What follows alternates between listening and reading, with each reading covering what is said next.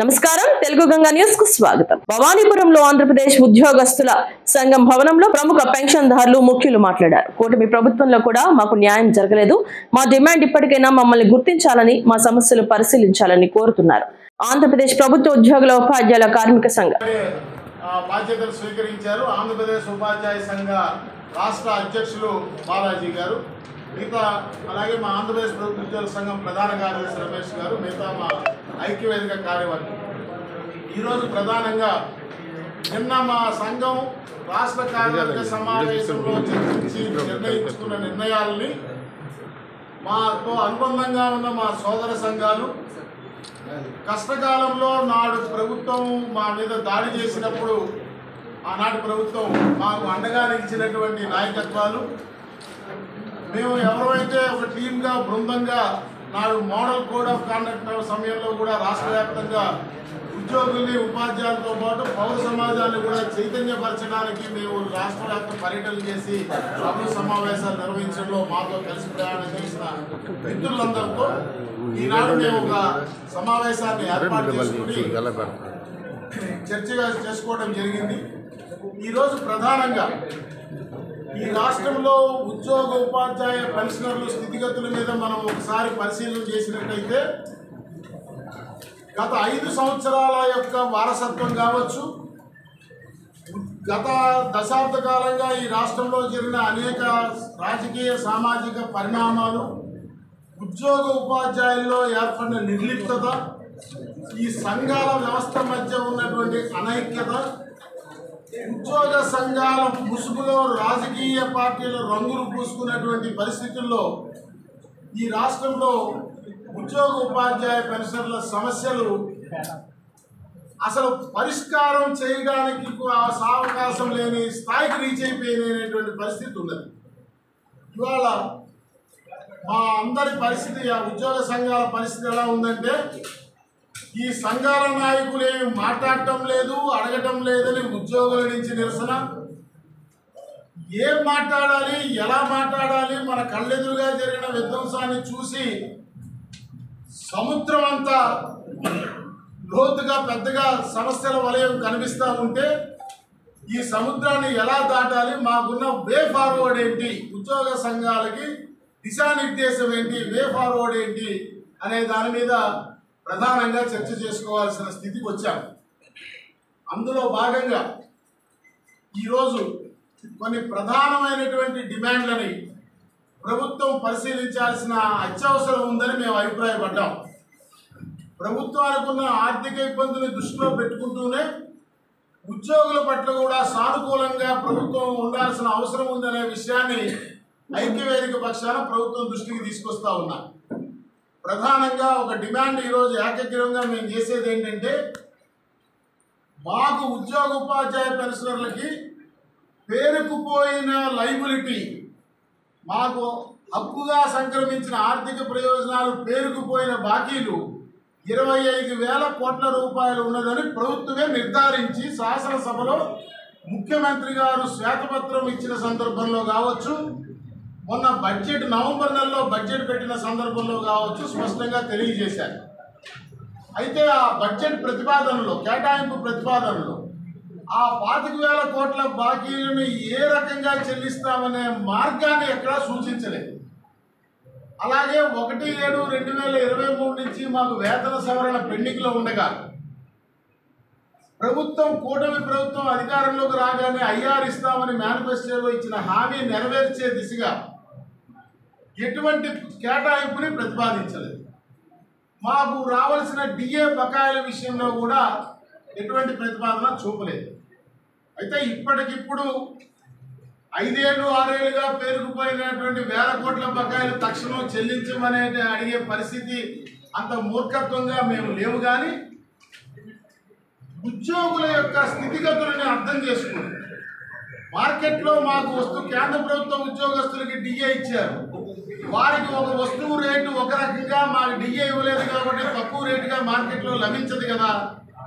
కాబట్టి మా cost of living ఏదైతే పెరిగిందో దాన్ని మ్యాచ్ అవడానికి అయ్యే పరిస్థితి వాళ్ళ వేతన సవరణ జరగక డిఏ ఇన్ఫ్లేషన్ రేటు ప్రకారం ఇవ్వాల్సినటువంటి ధరల సూచీకి అనుగుణంగా ఇవ్వాల్సిన డిఏ ఇవ్వక ఆ బకాయిలు ఇవ్వకపోయినప్పుడు మా కుటుంబాల దైనందిక జీవితము ఎంత ఇబ్బంది పడుతుందో ఒకసారి అర్థం చేసుకుని ఎంతో కొంత వెసులుబాటు రేపు ఎల్లుండి జరగబోయే మంత్రివర్గ సమావేశంలో ఒక నిర్ణయం తీసుకోవాలని ప్రభుత్వాన్ని ఐక్యవేదిక పక్షాన హృదయపూర్వకంగా విజ్ఞప్తి చేస్తా ఉన్నాం.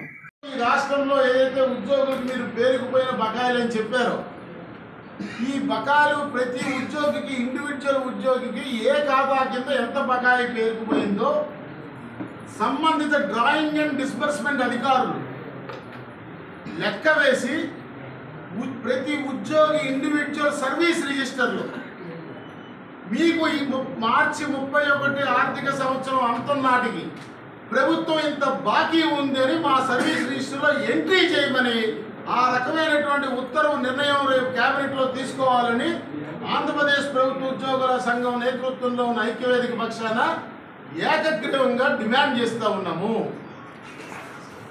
ఇది కొత్త డిమాండ్ కాదు. గతంలో 1986-87 సందర్భాల్లో మాకు రావాల్సినటువంటి ఆర్థిక ప్రయోజనాల విషయంలో నాడు ప్రభుత్వం ఒక లిఖితపూర్వక బాండులు కూడా ఇచ్చినటువంటి సందర్భాలు ఉన్నాయి.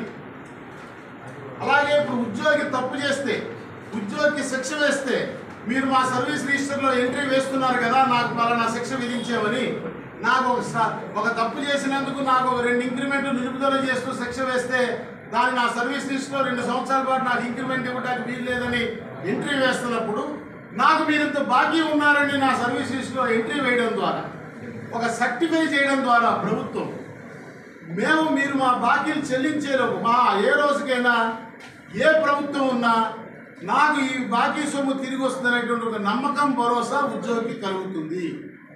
పెన్షనర్లకి సర్వీస్ రిజిస్టర్ ఉండదు కాబట్టి వారికి ఒక సర్టిఫికేట్ రూపంలో ఆ పెన్షన్ బకాయిల్ని చెల్లిస్తామనేటువంటి దాన్ని కూడా ఇవ్వాల్సిన అవసరం ఉందని మనం చేస్తాం.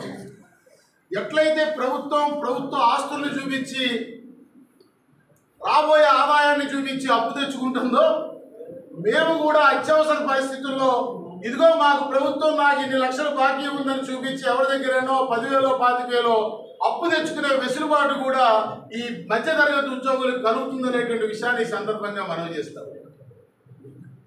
ఇక వేతన సవరణ సంఘం విషయానికి వస్తే, నిన్నటి మా డిమాండ్ని పునరుద్ఘాటిస్తూ ఈ ఐక్యవేదిక ఏకగ్రీవంగా తీర్మానం చేసింది. రిటైర్డ్ ఐఏఎస్ అధికారి నేతృత్వంలో వేతన సవరణ కమిషనర్ని నియమించడాన్ని మేము నిర్బంధంగా తిరస్కరిస్తామనేటువంటి విషయాన్ని సందర్భంగా ప్రభుత్వానికి తెలియజేస్తా ఉన్నా. ఈ విషయంలో ఆంధ్రప్రదేశ్ ప్రభుత్వ ఉద్యోగుల సంఘం మా నేతృత్వంలో, మా అనుబంధంలో పనిచేసే సంఘాల ఐక్యవేదిక రాజీ పడేటువంటి ప్రసక్తి లేదనేటువంటి విషయాన్ని మనం చేస్తా ఉన్నాం. ఖచ్చితంగా ఒక రోజు ఆలస్యమైనప్పటికీ కూడా సిట్టింగ్ లేదా రిటైర్డ్ హైకోర్టు న్యాయమూర్తి నేతృత్వంలో 3 సభ్యుల కావాలంటే అందులో ఒక సభ్యుడిగా ఒక రిటైర్డ్ ఐఏఎస్ అధికారిని వేసుకోండి, అలాగే ఒక ఆర్థిక శాస్త్ర నిపుణుని కూడా దాంట్లో వేయండి.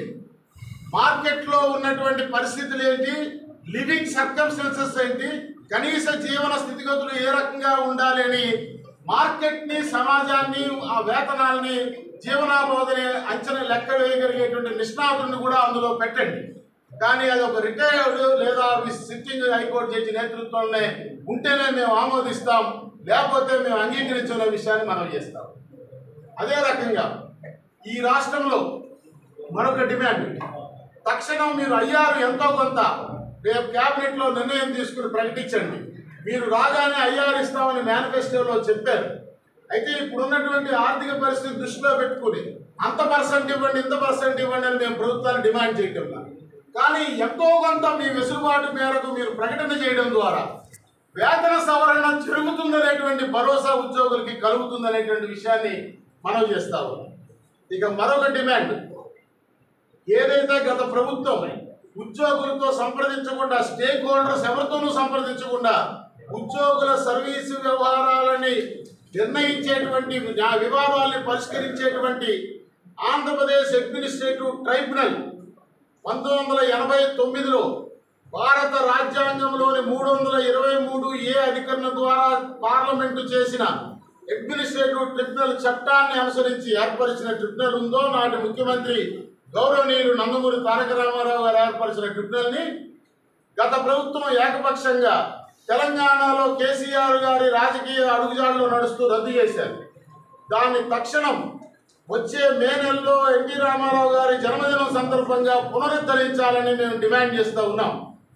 మీరు చూసినట్టయితే న్యాయ వివాదాలు చాలా ఇప్పటిముప్పటిగా పెరిగిపోతున్నటువంటి పరిస్థితి ఈ దేశంలో, రాష్ట్రంలో, సర్వీస్ వ్యవహారాల్లో. మిగతా విషయాల జోలికి నేను పోనుగాను. ఆఖరికి బదిలీల ఉత్తర్వులు కూడా ఛాలెంజ్కి వెళ్తున్నటువంటి పరిస్థితులు ఉన్నాయి. ఎందువల్లంటే అధికారులు డిస్క్రిమినేషన్గా, సెలెక్టివ్గా వారు ఒక ఓపెన్ మైండ్తో కాకుండా వారు సైడ్స్ తీసుకునే రకంగా వ్యవహరిస్తున్నందువల్ల ఆఖరికి బదిలీల ఉత్తర్వులు కూడా న్యాయ వివాదానికి వెళ్తున్న పరిస్థితుల్లో హైకోర్టులో వివాదం అంటే చాలా కాస్ట్లీ ఎఫ్ఐఆర్ అనేటువంటి పరిస్థితి ఉన్నది. మరొక పక్క దేశవ్యాప్తంగా అన్ని రాష్ట్రాల్లో ట్రిబ్యునల్స్ ఉన్నాయి. ఎక్సెప్ట్ ఆనాడు తెలంగాణ రాష్ట్రంలో కేసీఆర్ గారు రద్దు చేసింది తప్ప. కర్ణాటక లాంటి, మన పక్కన ఉన్న కర్ణాటక లాంటి రాష్ట్రాల్లో ఉన్నటువంటి ఒక మెయిన్ బెంచ్ సరిపోక జియోగ్రఫికల్గా, భౌగోళికంగా పెద్ద రాష్ట్రమైన కారణంగా అందరూ ఆ హెడ్ క్వార్టర్స్లో ఉన్న ట్రిబ్యునల్కే రావాలంటే అన్ని ప్రాంతాల ఉద్యోగులు ఇబ్బంది అవుతుందని దానికి ఎక్స్టెన్షన్ బెంచ్లు కూడా ఏర్పాటు చేస్తుంటే ఆంధ్రప్రదేశ్లో ఉన్న ట్రిబ్యునల్ని తీసేశారు. మీ అందరికీ, పాత్రికేయ మిత్రులకి, పౌర సమాజానికి, ప్రభుత్వ పెద్దలకి ఒక విషయం గుర్తు చేస్తున్నా. మొన్ననే ఇటీవల జనవరి 17వ తారీఖు నాడు, ఫిబ్రవరి నెలలోనూ ఈ రాష్ట్రంలో పనిచేసేటువంటి కేంద్ర సర్వీసు, ఆల్ ఇండియా సర్వీస్ అధికారులకి సెంట్రల్ అడ్మినిస్ట్రేటివ్ ట్రిబ్యునల్ ఇదే చట్టం కింద ఏర్పడిన క్యాట్ హైదరాబాద్లో ఉన్నది. వీళ్ళకి హైదరాబాద్ వెళ్ళడానికి ఇబ్బంది అవుతుందని క్యాట్ బెంచ్ ఆంధ్రప్రదేశ్లో అమరావతిలో జనవరి 17వ తారీఖు నాడు ప్రారంభించారు. మీరందరూ కూడా పేపర్లో రాశారు. ఈ రాష్ట్రంలో పనిచేసిన ఐఏఎస్ అధికారులకి మాత్రం సర్వీస్ వివాదాలు పరిష్కరించడానికి క్యాట్ బెంచ్ పెట్టారు. కానీ ఈ రాష్ట్రంలో ఉన్న ఉద్యోగులకు ఉన్న అడ్మినిస్ట్రేటివ్ ట్రిబ్యునల్ తీసేసేవారు. దీన్ని గమనించాల్సిన అవసరం ఉంది. ఇక మరొక విషయం,